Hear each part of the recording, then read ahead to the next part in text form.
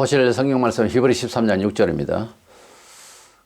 그러므로 우리가 담대히 말하되 주는 나를 돕는 이시니 내가 무서워하지 아니하겠노라. 사람이 내게 어찌하리요 하노라.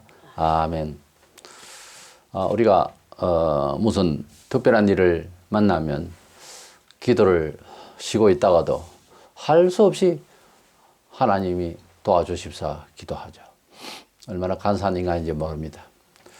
근데 하나님께서 우리를 인도하시는 가운데에 어떤 일을 만나서 그것이 해결됐을 때 그걸 그냥 하나님이 은혜를 주셨다 또는 은총이다 이렇게 말하지만은 기도를 특별히 하려고 특별한 기도를 작정을 하고 시작을 하게 되면은 무엇을 깨닫게 되나 하면은 하루나 지나면은요 간절히 기도하다 보면 하나님께서 지금 나를 인도하시고 함께 하심에 대해서 또 나에게 주신 것에 대해서 먼저 감사를 하게 됩니다. 불행 중 다행이라고 어떤 사고를 만나거나 무엇을 잃었거나 그랬을 때 조금이라도 남았으면 또 아무것도 얻지도 못하고 몸만 남았다도 해도 여기까지가 오히려 하나님의 은혜다 이렇게 생각을 하게 되죠. 그래서 은총에 대해서 어디까지 은총이라 해야 될 것이냐 이것을 이제 전체적으로 아우러서 제가 제목을 삼기를 은총은 하나님의 보호다 이런 뜻으로 주제로 말씀을 나누고자 합니다. 첫째 생각하는 것은 은총이라고 할 때에 지금 갖고 있든지 달라고 하든지 간에 내가 요구하는 또 하나님의 은총을 받고 싶다고 하는 그 은총의 한계는요 자신에게 필요한 만큼이 은총이에요. 필요한 것은 욕심이 가득하고 내가 100이라고 하는 것을 원하면 그만큼을 가지고 하나님께 영광을 돌릴 수 있는 사람은 100을 줘요. 근데 마음은 100이고 내가 감당할 수 있는 게 50이면 그 갭이 50이나 있잖아요. 그 50에 대한 갈등을 해소를 해야 됩니다. 그것은 기도를 하고 회개하고 하다 보면은 그 50을 깎아내요. 80, 하나님 70입니다. 아니 60입니다. 하나님 50입니다. 쭉 내려갑니다. 15밖에 안 되는 거야. 자기가 소유할 수 있는 것은. 그래서 소유의 한계가 딱 15. 딱 그때는 하나님이 알겠지? 너 여기까지야. 이렇게 말씀하시면 그것이 은총이라고. 15를 위해서 기도하라고요. 그건 소심이 아니겠습니까? 물론 비전을 크게 가지고 해야 되지. 그러나 그만큼의 소유와 그런 위치와 그런 환경에 대한 자신감이 하나님 앞에 영광 돌릴 수 있는 자신감이 갖추어져 있을 때 내가 자신감을 갖는 것이 아니고 그런 자신감이 주어졌을 때 하나님께서 허락을 하실 수가 있어요. 그렇지도 않는 사람이 당장 그렇게 한다. 베드로가 바다 위로 걸었으니까 내가 바닷가에 가죠. 주여 바다로 걷게 하여 주시옵소서. 뭐 하려고요? 어디 쓰려고? 그거는 시험이에요. 그리고 어떤 환란이 왔을 때 바다 위로 걸려야 할 상황이 왔고 또 바다를 잠시 걸어서라도 일을 처리해야 될 상황에 정말 봉착했다. 그리고 내가 평소에 믿음을 잘 쌓아놨다. 그럴걸요. 필요하면. 근데 그렇게 걸어서 될 사람이 있고 걷는 게 아니라 빠질 사람이 있다 이 말이야. 이러니까 하나님의 기적은 지금도 역사하신다고 믿어야지. 하나님은 변치 않으니까. 단지 그대와 내가 그런 믿음의 역사를 해야 될 상황에 그리고 사람인지가 중요한 거예요. 어떤 일이라고 하는 것은 뭐 일방통행이 아닙니다. 그래서 그런 하나님의 섭리의 뜻을 물어봐가면서 뭘 구하든지 해야지. 대적 없이 구하라 하니까 그게 안 되는 거예요. 저 응답이 동쪽을 원했는데 갑자기 서쪽을 응답을 강력하게 할 때가 있어. 이건 아닙니다. 하나님 이건 아니에요. 아니 이게 뭘 아니라. 당신이 가야 할 길이 동쪽이 아닐 수도 있다고. 당신이 가져야 할 길이 A가 아니고 B일 수가 있다고. 그러니까 우리가 응답을 받고 은총을 받는다는 은총의 개념을 내가 정말 그것을 받아야 되고 내가 정말 가야 할 길이 나의 은총인 겁니다. 그래서 그것을 발견하기 위해서 기도해야지 뭘 정해놓고 하나님 돌이 떡이 되게 하시고 또 돌이 금이 되게 하시고 돌이 떡이 되게 하시고 이건 아니라는 거죠. 그래서 하나님 앞에서 우선 내가 가지고 있는 내 처지와 현재 지금까지의 이 순간입니다. 이 순간이 하나님이 그대와 함께 하셔서 어떤 일을 해나가고 있다는 차원에서 좋게 해야 됩니다. 하나님 감사합니다. 이렇게 해야 됩니다. 교회를 거의 70여 개를 개척을 하고 세우고 초대교회 다 목사님들 중에서 어떤 한 목사님이 오모 목사님이라고 하는 분이 돌아가시기 전에 암이 나왔어요. 온몸에 암이 그냥 여기저기 그냥 중만한 것들이 붉어지고 그러면서 그 아픈 것을 이렇게 문질면서 뭐라고 했느냐. 내가 전해 들은 바입니다. 하나님 이것도 감사합니다. 감사합니다 하면서. 우리 교인은 죽기 전에 뭐 급격히 해가지고서 무섭게 죽는 수도 있지만은 누구나 딱 죽으면은 그 영광에 수치로 치면은 50이 될 사람이 있고 60이 될 사람이 있고 10이 될 사람이 있어요. 딱 하니 자기 나름대로의 영은 깔끔하게 해가지고 산을하러 갑니다. 그렇기 때문에 살아있을 동안에 무슨 죄를 짓는지 무슨 생각을 하고 사는지를 모르잖아요, 사람이. 그러나 병을 주시든지 뭔 일을 통해서 회개하도록 하십니다. 다 씻고 가도록 합니다. 근데 그럴 겨를도 없이 죽을 수도 있는데 대부분 보면 그냥 생로병사라고 뭐 늙고 병들고 죽는 건데, 그러나 회개가 미리미리 되어진 사람은 고요히 죽을 수도 있다고 보아집니다. 그러니까 미리 회개를 해야 된다. 사람이 거의 도인 경지에 가깝고 한 사람이 사형언도를 받을 때 눈이 획 돌아가면서 얼마나 욕을 하고 그 죄수들 같이 있던 사람들이 완전히 그냥 교주처럼 받들었다고 하는데 그거 싫어하잖아요. 그런데 그 사람이 죽음이 딱 오니까 부들부들 떨면서 욕을 하면서 온갖 욕을 하면서 완전히 돌변하더라는 겁니다. 우리 속에 뭐가 있는지 모르지만은 인격이네 뭐네 해도요. 정확하게 하나님께서 딱 하는 심판을 들이대면 얼굴이 확 변합니다. 사자같이 변해요. 그리 안 될라 하면 미리 회개하라고. 미리 내려놓고 회개하고 자기를 찔러 쪼개야 되는 거예요. 예, 그래야 됩니다. 무서운 이야기요. 죽음도 함부로 못 받습니다. 그냥 우리가 뭐 쉽게 뭐 그냥 편안하게 죽었다. 그거 보통 복이 아니에요. 그렇게 죽어야지. 사람이 죽는 것도 제대로 못 하거든요, 마음대로. 그래서 편히 죽고 우리가 마지막으로 볼 사람이 있으면 보고 편안하게 내 오늘 하늘나라 간다 하고 말하고 조용히 갈 수 있다면 진짜 이건 성자입니다. 성자 거의 성자에 가까워요. 그런데 대부분 그래 안 됩니다.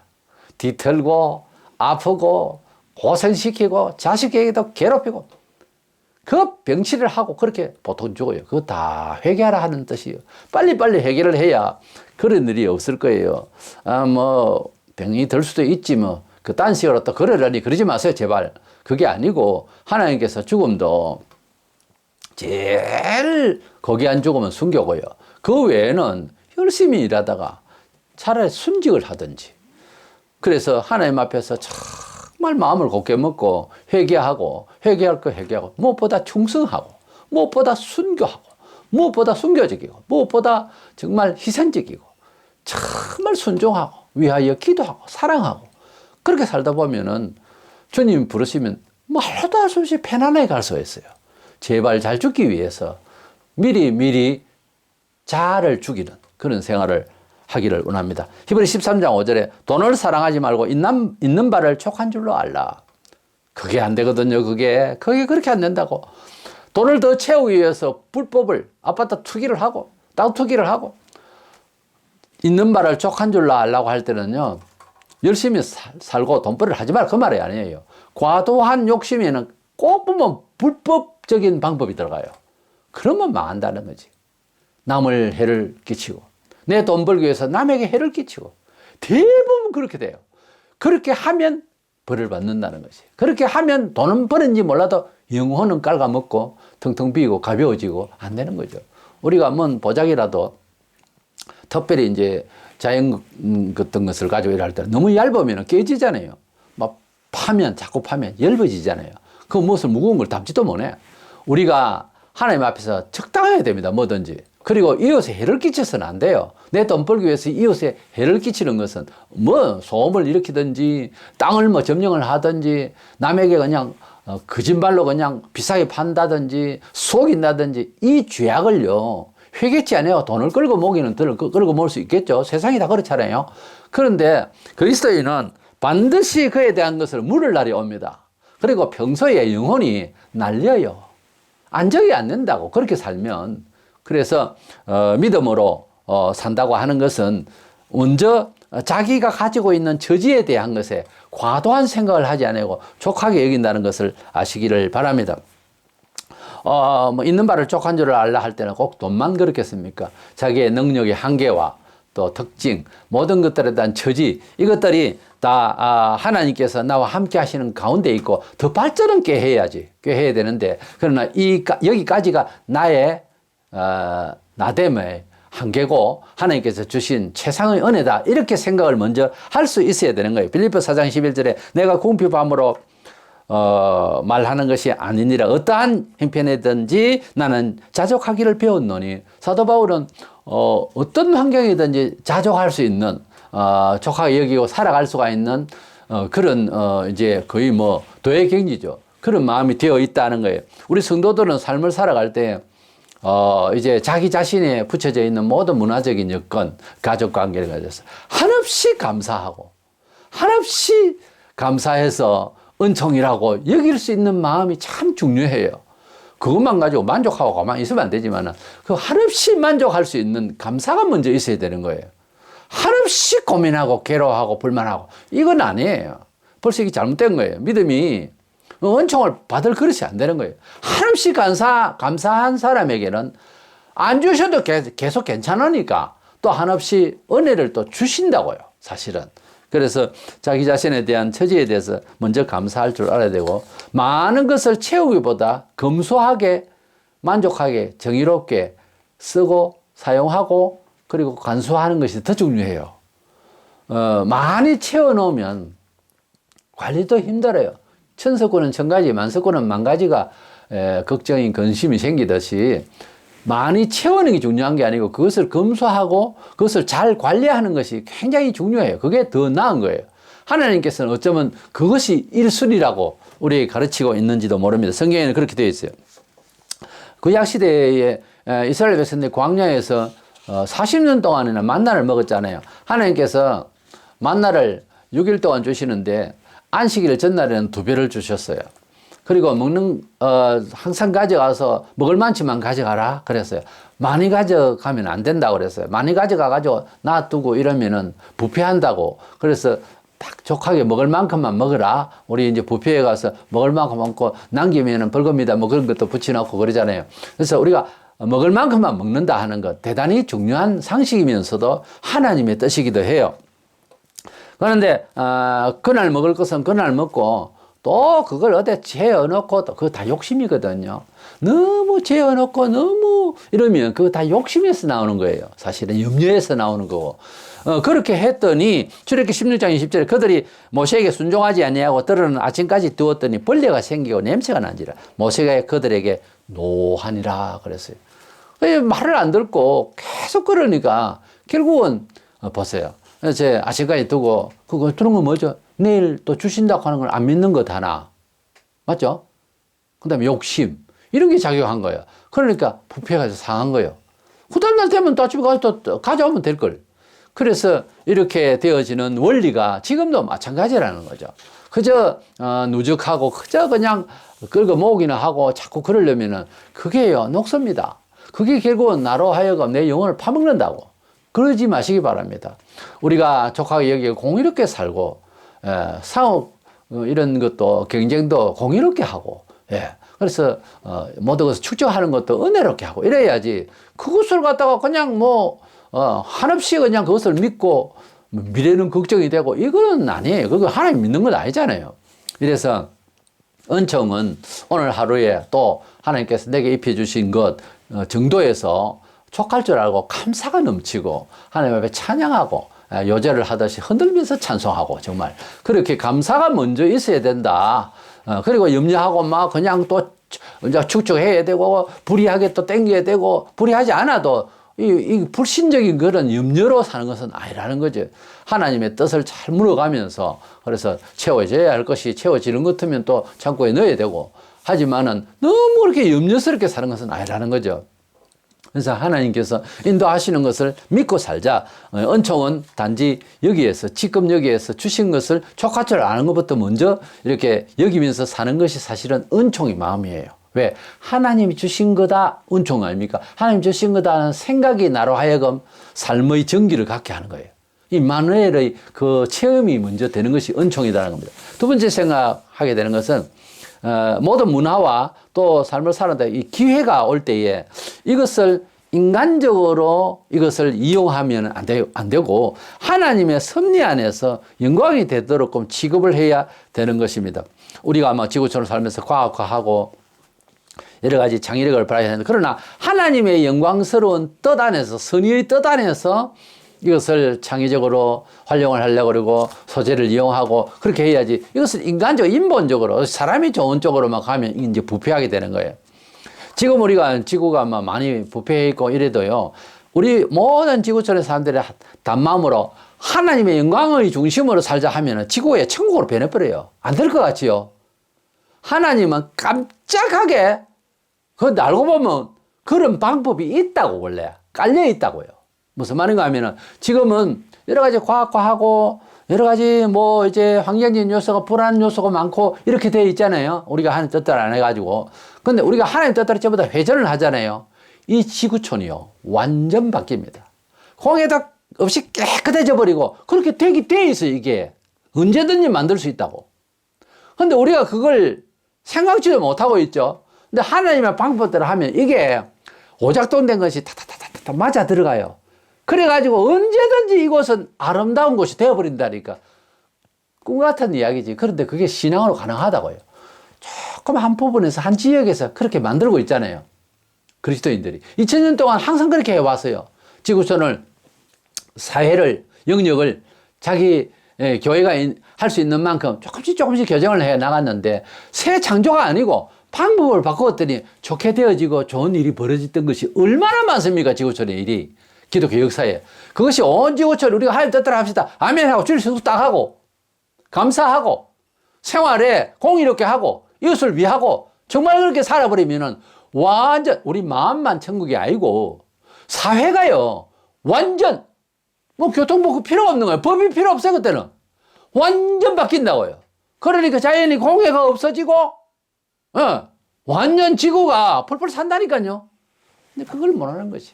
그걸 못하는 거예요. 왜? 이기심과 죄와 세속주의와 이게 언제 청소됩니까? 이건 안 되는 거거든요.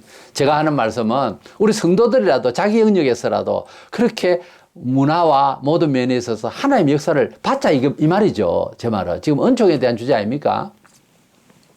모든 문화와 기회에 하나님의 섭리대로 해보겠다 하면 은총이 새롭게 기적적으로 시작된다고요. 하늘이 툭 떨어지는 게 아니고 상황 자체가 바뀌더라고요. 바뀐다고. 심지어 시간은 흘러가면 없잖아요. 아니요, 시간도요 주셔요. 시간이 생긴다 하면 말이 안 되죠, 과학적으로는. 그러나 하나님은 시간을 주신다니까.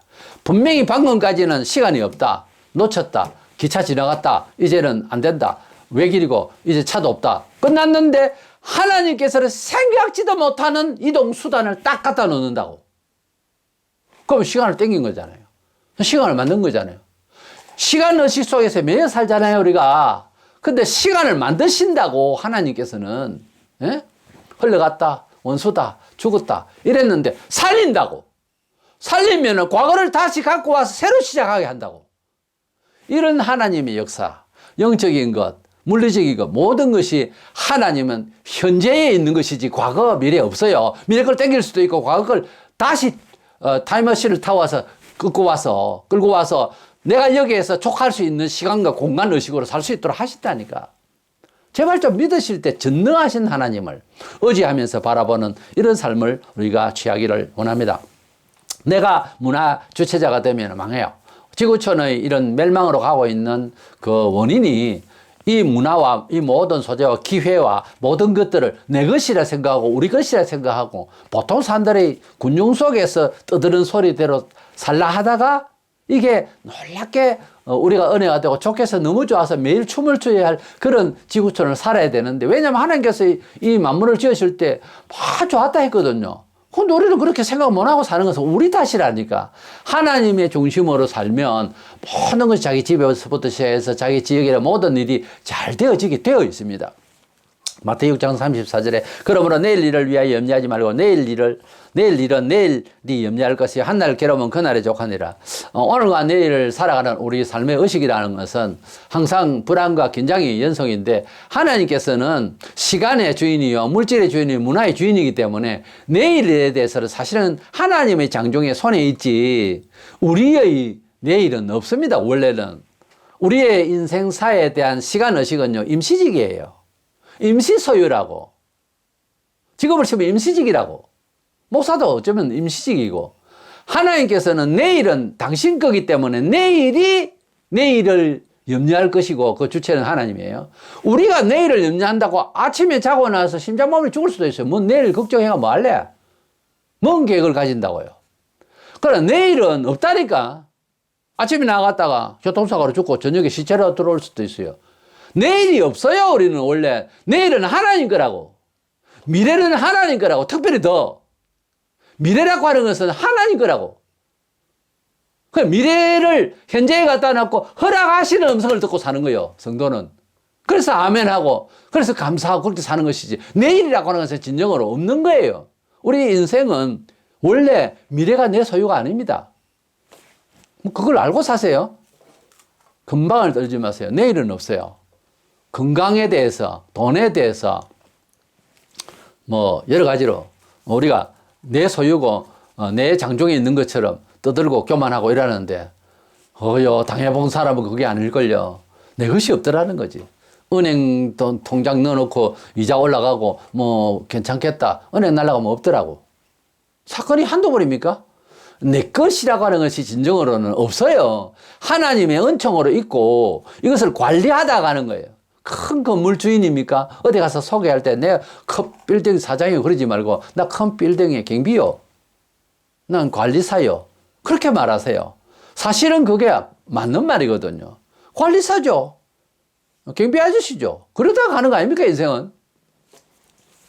우리가 내일 일을 염려한다 하지만은 여기에는 문화적 철학에 있어서 내일과 내일의 일과 내일의 것들에 대해서 주체자가 내가 되지 말라는 거예요. 사실은 내일이라는 시간이 없어요. 우리에게는. 없다고 하는 것이 맞지. 있다고 하다가 내일 죽으면 어떻게 할 건데. 그러니까 내일이라고 하는 것은 우리에게 없어요. 전도서 3장 1절에 범사에 기한이 있고 천하의 만사가 다 때가 있나니 우리가 그런 생각을 안 하니까 계획을 가지고 악착같이 그냥 살려고 그래요. 그러나 내일이라고 하는 것이 하나님 손에 있다고 하면 오늘 현실에서 열심히 살 뿐이에요. 원래는. 그래서 다 때가 있나니 카이로스가 있다. 엘렉스의 이 구약 히브리어에 되어 있는 것을 70인역에 보면은 카이로스로 되어 있어요. 하나님의 섭리의 시간이 있다는 거죠. 모든 일에는. 누구나 똑같이 되어지는 건 아니거든요. 그것도. 그래서 어떤 앞으로 되어질 일에 대한 예상과 계획이 있을 때에 하나님의 뜻인지 이제 도우소서만 하지 말라고. 우리나라가 기도를 할 때 잘못 배운 것이 뭐든지 정해놓고 하나님 이것을 이루어 주셔야 됩니다. 이렇게만 말하는데 이게 하나님 뜻이냐고 물어봐야 된다고. 예수님께서 기도를 그렇게 하시고 나는데 아버지 뜻대로 하옵소서 그랬잖아요. 그 말씀을 보면 모르겠습니까? 하나님 아버지의 뜻대로 와서 일하시더라도 예수님이 무려 아버지 뜻대로 하옵소서 했는데 우리는 뭐요? 우리 지각이 있어요. 그러니까 우리가 하나님의 뜻대로 살겠노라고 간절히 기도하고 회개하고 이러면은 하나님께서 섭리의 역사를 따라서 때를 따라 인도하시는 섭리의 역사를 우리가 받을 수가 있다는 거예요.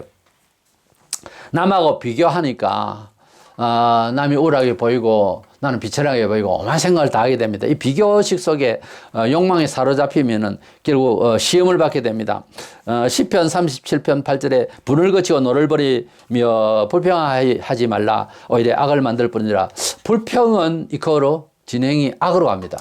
그래서 우리가 우리 삶에 있어서 어떤 되어진 일에 있어서 비교를 하면 너는 잘 되고 나는 왜 이러는가? 똑같은 목사인데 똑같은 교인인데 왜 이럴까? 이런 식으로 상대적으로 평가를 할 일이 아니라고 하는 말씀입니다. 우리 사람은 살아가는 과정과 형편이 다 달라요. 나보다 그대가 지금은 힘들고 하는데 오히려 그걸 통해서 당신이 더 잘 될지 누가 알아요?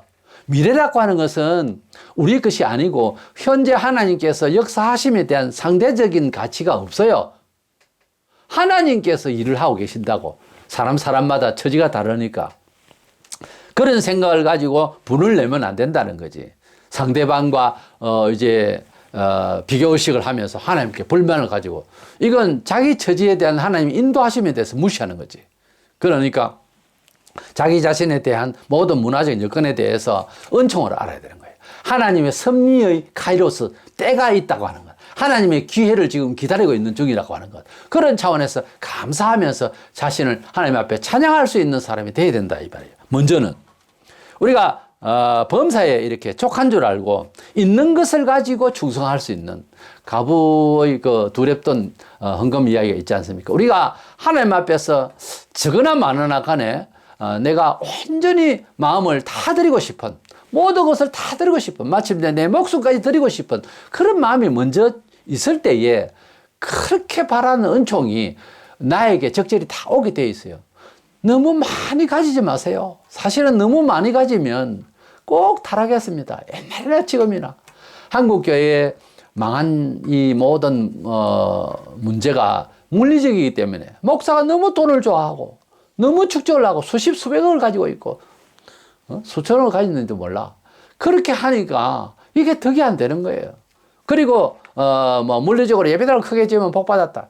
글쎄요, 그게 축복일까요? 꼭 하나님께서 세상을 우리에게 주실 때에는 물리적인 걸 가지고서 평가하려고 한 건 아니에요. 물론 좋은 데서 될 수도 있으나 그게 목표가 되고 그게 비전이네 어쩌네 하다가 보니까 억지로 술을 채우기 위해서 남의 교인 빼앗아 오고, 아니 그런 일이 없어요 사실. 그렇게 대달라는 짓을 하다 보니까 교회가 내용이 알차지를 못하고 예배당은 크게 지어놓고 빚덩어리에 앉아 있어서 지금 코로나19로 회집도 안 되고 엉망진창입니다 지금. 그러니까 우리가 다 쌓은 죄요. 우리는 자기 달란트를 따라 사람마다 역량이 다 달라요. 그죠? 그거 인정해야 될 것 아닙니까? 역량을 또 만들어 나가는 과정은 자기 몫이고요. 열심히 해 나가야죠. 어느 집에 태어난 것도 다 다르고 상황이 다 달라요. 그런데 이런 상황에서 자기가 자족할 줄 알고 현재 하나님께서 인도하시는 어떤 기회의 때 카이로스의 시간 흐름 속에서 내가 지금 앞으로 나가고 있다. 이런 마음으로 문화와 모든 시간과 이런 것들을 다 취급할 줄 알 때 그것이 은총의 사람이 되는 첨단의 길이요. 그냥 물리적으로 수학적으로 많이 채우면 복이 될 것이다. 내 20평에 사는데 40평 살면 더 행복하겠다. 살아보세요. 살아보시라고. 살아본 사람들 이야기를 들어보든지. 그것도 아니더라는 거죠. 편리한 것도 있으나 불리한 것도 많아요. 그러니까 가지고 있는 것에 대한 감사. 작아도 내가 놀 자리 되고 내가 먹을 수 있고 하면 그것을 오히려 기뻐하면 훨씬 행복하잖아요. 사람이 행복하고 웃을 수 있고 노래할 수 있으면 그게 복이지. 많이 채운다. 그래서 많이 가진다. 많이 행복할 것이다. 그건 환상이요. 환상이라고. 많이 가지고 있는 사람들, 자살하는 사람은 설명해 보세요, 그러면. 우리 생각에는, 자살할 거 없는데, 나 같으면 자살 안 하지. 당신이 먼저 자살해. 해보라고. 이러니까, 환경적인 요소가 삶의 욕망의 그 자기가 주체자가 되는 때부터 시작해서 이 지구촌은 사실 멸망의 길로 지금 현재 가고 있다고 해도 과언이 아니에요. 이래서 우리는 성도들은 이런 혼란한 시대에 또 철학이 난무한 이 시대에 삶의 질서에 있어서 오늘을 감사하고 나의 현재를 하나님께서 그래도 최선을 다해서 지금 끌고 가고 있는 은총의 순간이고 또 내가 기도하는 것이 어느 선이 있는데 그것을 하나님 주실런가 물어보고 하나님 뜻입니까? 물어보고요. 먼저.